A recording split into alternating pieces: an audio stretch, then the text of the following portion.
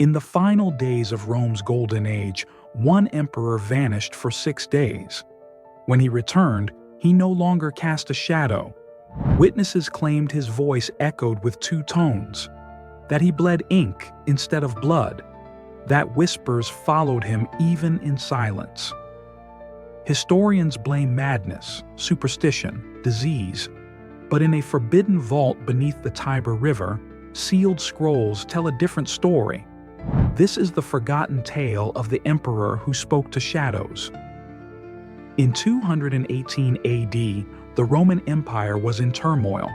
Political assassinations, tribal revolts, and whispers of cults rising in the east. It was then that Emperor Elagabalus, only 14 years old, seized power through divine bloodlines and religious upheaval. But this is not a tale of war. It's a tale of what happened behind the curtain of history. Elagabalus was obsessed with the occult. He built underground temples. He declared himself both man and goddess. He spoke often of a veil, a boundary between this world and another. But there is one record that survives hidden in a funerary jar, unearthed in 1948. A diary from one of the emperor's slaves. It reads, "He disappeared for 6 nights. When he returned, his eyes were filled with wind, and he spoke in the voice of the dark river."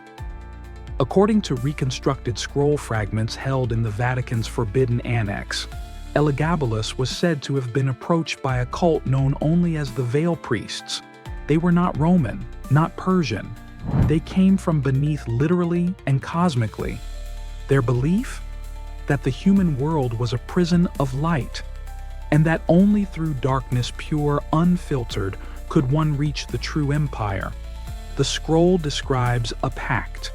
In exchange for his soul's reflection, he would rule not one world, but 2. And on the 7th night, in a cave beneath the Palatine Hill, Elagabalus gave up his shadow, and the Veil Priests gave him sight into the never-born. After that night, strange things were recorded across Rome. Birds fell from the sky during the emperor's public appearances. Statues of Jupiter cracked down the middle. The Tiber River turned black for 3 days. Witnesses wrote that Elagabalus's reflection no longer moved with him, that he walked into sunlight yet left no silhouette behind. One senator wrote, "He speaks as if someone else whispers through him. I have seen his shadow flicker as if a flame. Rome is no longer his. He belongs to something colder." Soon after, mass hallucinations were reported in the Senate. Entire guard units resigned from their posts, many raving about dreams of spirals carved into their skulls. The records stop abruptly. Temple walls were scrubbed clean. Scrolls were burned. And Elagabalus, only 18 years old, was murdered by his own guards. But even in death, his erasure was ritualistic. His body was not buried, but thrown into the Tiber, a river sacred to ancient spirits. His name was struck from Roman records. His temples collapsed. Coins with his face were melted by decree. But why such total annihilation? One theory? The pact wasn't just with Elagabalus. According to hidden texts found in Herculaneum's ash vault in 2009, the Veil Priest promised that any ruler who touched the pact's seal would inherit his shadowless soul. The Senate feared the curse, so they tried to bury it, literally. In 2021, archaeologists exploring tunnels beneath Rome's ancient catacombs discovered a sealed lead chamber. Inside were 3 things: a withered robe stitched with obsidian thread, a black wax seal shaped like a human eye, and a whisper recorded accidentally by an audio device.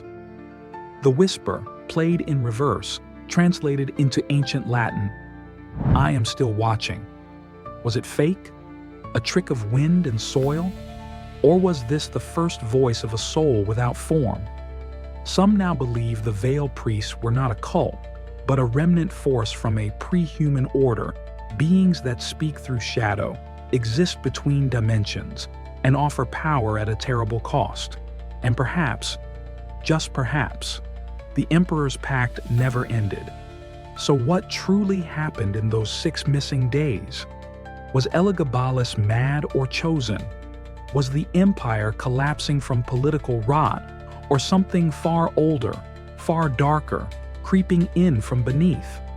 And if the Veil Priests offered power once, who might they visit next? Because sometimes the shadow we cast isn't ours at all.